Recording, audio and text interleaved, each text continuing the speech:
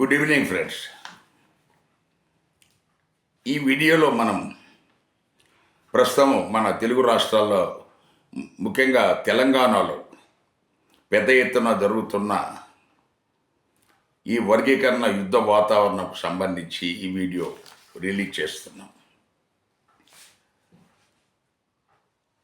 ఇది ఆగస్టు 1వ తారీఖున సుప్రీంకోర్టు 7 జడ్జెస్ ధర్మాసనము రాష్ట్రాలు వర్గీకరణ చేసుకోవచ్చు అని ఒక సూచనప్రాయకమైన తీర్పు చెప్పారు. పర్యవసానంగా 2004లో ఈ ఈవి Chennaiah versus state of Andhra Pradesh union of India ఏదైతే కేసు కొట్టేసిన తర్వాత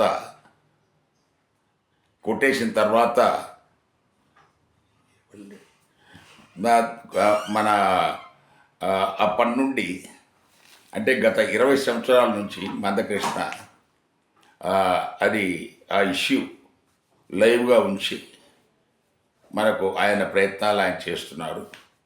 సరే, చివరికి మన ప్రధానమంత్రి మోడీ గారిని ఒప్పించి ఆయన్ను పెరేడ్ గ్రౌండ్లో మీటింగ్కు పిలిపించి ఆయన ద్వారా దీనికి హెల్ప్ చేస్తారన్నారు.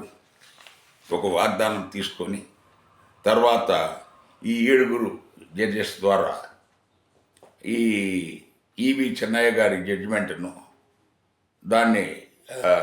దాన్ని రిజెక్ట్ చేసి ఈ కొత్త జడ్జిమెంట్ ద్వారా రాష్ట్రాలు చేసుకోవచ్చు అన్నారు.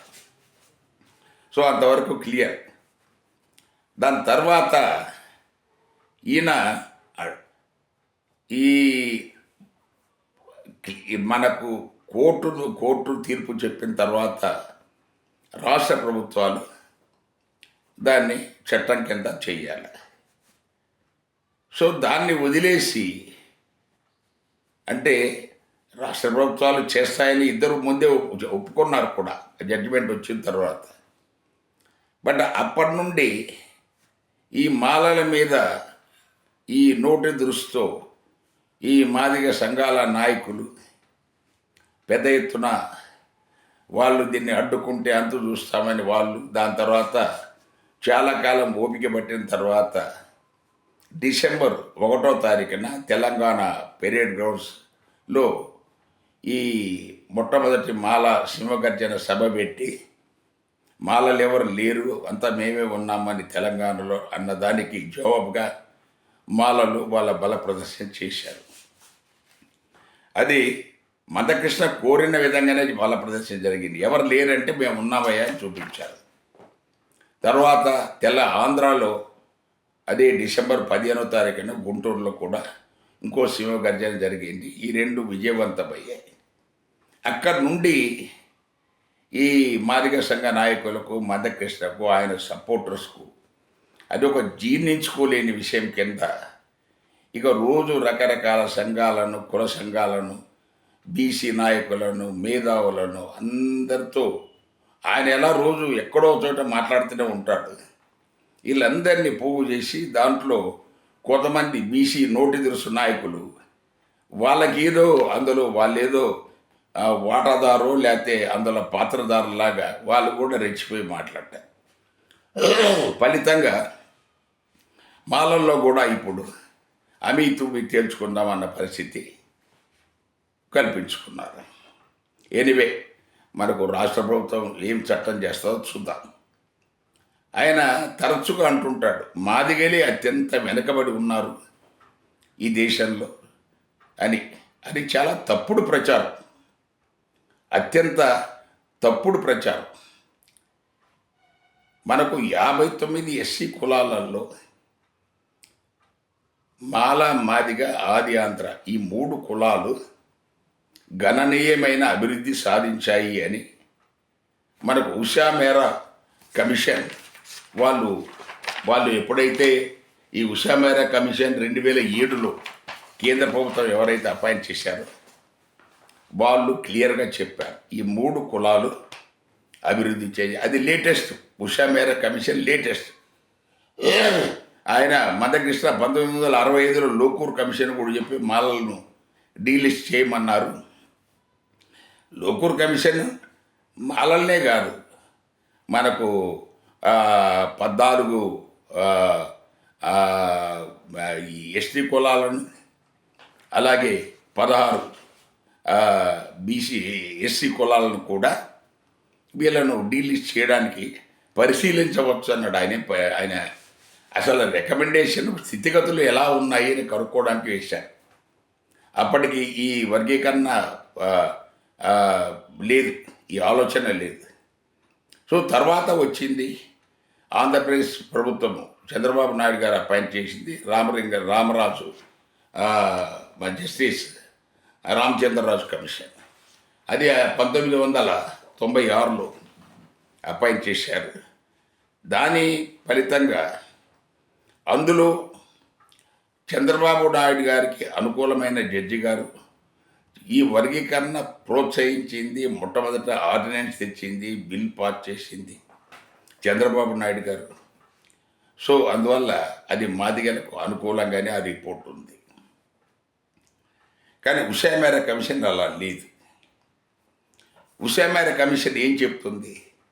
ఈ 3 కులాలు అభివృద్ధి చెందాయి. బట్ మందకృష్ణ సుప్రీంకోర్టు ముందు ఏం చెప్తున్నాడు? మా కులం అత్యంత వెనుకబడింది అన్నిటికంటే అని చెప్పి, అది చాలా ఇన్కరెక్ట్ స్టేట్మెంట్. ఉషా మేరా కమిషన్ కేంద్ర ప్రభుత్వం అపాయింట్ చేసింది. వాళ్ళకి రాష్ట్ర ప్రభుత్వంతో ఎలాంటి ములాజా లేదు. వాళ్ళు క్లియర్గా చెప్పింది ఏంటంటే 22 కులాలలో ఈరోజు కూడా గ్రాడ్యుయేట్ లేడు. ఎస్సీ ఉషా మేరా కమిషన్గా చెప్పినట్టుగా 22 కులాలు అత్యంత బలహీనంగా ఉన్నాయి. ఈ రోజు వరకు వాటిలో ఒక్కరు కూడా గ్రాడ్యుయేట్ కాలేదు. 10th కూడా వచ్చిన వాళ్ళు చాలా తక్కువ ఉన్నారు. ఫలితంగా వాళ్ళకు group C, group A, B అలాంటి పదవులు, ఉద్యోగాలు దొరికే అవకాశము లేదు.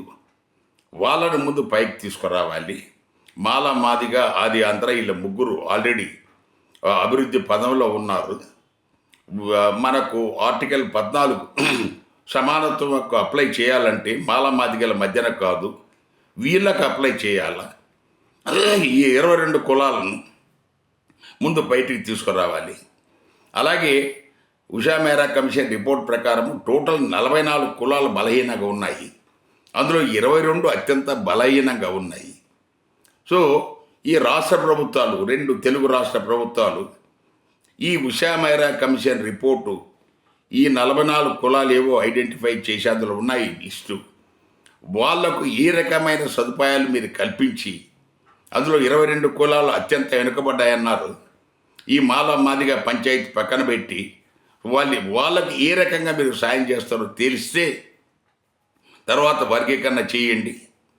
దాని తర్వాత ఇప్పుడు ఆల్రెడీ బలమైన వాళ్ళే ఇల్లే కొట్టుకొని దాని ఫలాలంతా వీళ్ళే తినాలనుకుంటే ఇద్దరు, ఇక వాళ్ళ గురించి ఎవరు పట్టించుకుంటారు? వాళ్ళకు వాయిస్ లేదు.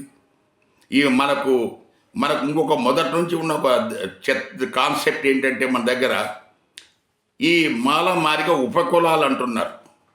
అది చాలా తప్పుడు పదప్రయోగం. ఎవరు ఉపకులాలు ఏం లేవు. 59 కూడా దేనికదే కులం.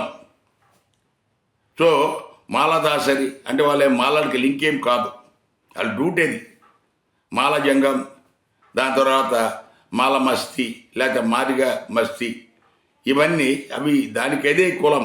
వాళ్ళు ఇల్లు కలిసింది లేదు, వాళ్ళ పిల్లల్ని వీళ్ళు చేసుకునేది లేదు, వాళ్ళ ఇంట్లో వీళ్ళు తినేది లేదు. అందువల్ల దీన్ని 2 రాష్ట్ర ప్రభుత్వాలు ఈ మాల, మాదిగ ఫైటింగ్ చేసుకొనివ్వండి. మీరు ఎవరైతే అత్యంత వెనకబడ్డారని చెప్పేసి ఉషా మేరా కమిషన్ రిపోర్ట్ ఇచ్చారో వాళ్లకు మీరు మేలు చేసే విధంగా మీ వర్గీకరణ చట్టం చేసి మనం అందరికీ సమన్వయం ఆర్టికల్ 14 కింద కల్పించాలని చెప్పేసి ఈ వీడియో ద్వారా నేను ప్రజల తరఫున విజ్ఞప్తి చేస్తున్నాను. ఏమైతే గొంతు లేదో వాళ్ళ తరఫున విజ్ఞప్తి చేస్తున్నాను. Thank you.